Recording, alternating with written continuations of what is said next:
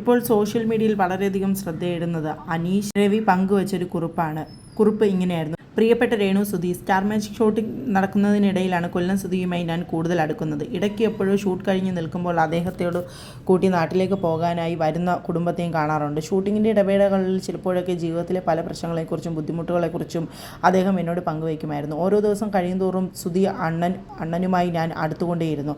പെട്ടെന്നാണ് നമ്മൾ ഓരോരുത്തരെയും സങ്കടപ്പെടുത്തിക്കൊണ്ട് ആ ദുരന്ത വാർത്ത നമ്മുടെ എല്ലാം കാതുകളിലൂടെ വന്ന് പതിച്ചത്. മനസ്സിൽ കൊതിച്ച നൂറുകണക്കിന് കഥാപാത്രങ്ങൾക്ക് ജീവൻ കൊടുത്ത കഴിയാതെ എളിയ കലാകാരൻ നമ്മെ വിട്ടുപോയി.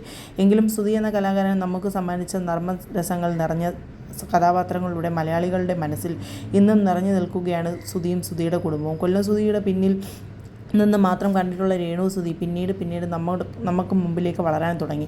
വെള്ളവും വളവും ഒഴിച്ച് നമ്മൾ പരിപാലിച്ച് വളർത്തിയതല്ലേ. പരിഹാസവും കുറ്റപ്പെടുത്തലുകളും അതിശയവും കൊണ്ട് ആദ്യമൊന്ന് ഒലഞ്ഞെങ്കിലും പിന്നെ തളരാതെ വാടാതെ മണ്ണിൽ ആഴത്തിൽ പെരുവേർപ്പിച്ച് താനെ വളർന്നു വന്ന ഒരു ചെടിയായിരുന്നു.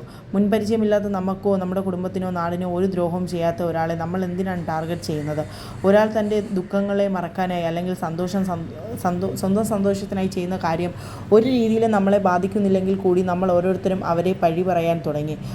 ഒരുവൻ്റെ മനസ്സിൽ ചിന്ത ഒരു പോസ്റ്റിൻ രൂപത്തിലൂടെ നമ്മുടെ കൈകളിലേക്ക് എത്തുമ്പോൾ നിസ്സാരമായി തള്ളിക്കളയാതെ നമ്മളും അത് ഷെയർ ചെയ്യാൻ തുടങ്ങി.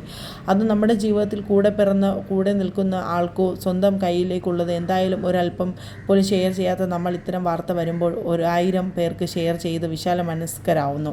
അങ്ങനെയെങ്കിലും മനസ്സിൻ്റെ വിശാലത തുറന്നു കാട്ടാൻ നമുക്ക് കഴിഞ്ഞല്ലോ. ഭാഗ്യം.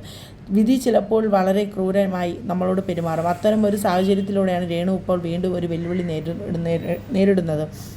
ഉപകാരം ചെയ്തില്ലെങ്കിലും ഉപദ്രവിക്കരുത്. ഇനി മറിച്ചാണ് തീരുമാനമെങ്കിൽ നിങ്ങൾ തോറ്റു പോവുകയുള്ളൂ. കാരണം നട്ടുവളർത്തിയ മരങ്ങളെപ്പോലും അല്ല ഈ മരം. ഇന്നലെ പെയ്ത ഒരു മഴയിലോ കാറ്റിലോ ആടി ഉലയില്ല അത്. പ്രിയപ്പെട്ട രേണു, സമാധാനമായിരിക്കും. നിങ്ങളെ സ്നേഹിക്കുന്നവരും ഇഷ്ടപ്പെടുന്നവരും നിങ്ങൾക്കായി പ്രാർത്ഥിക്കുന്നവരും ഉണ്ട് ഈ നാട്ടിൽ. ചികിത്സയുടെ ഭാഗമായുള്ള വേദനകളും തരണം ചെയ്യാൻ നിനക്ക് കഴിയട്ടെ.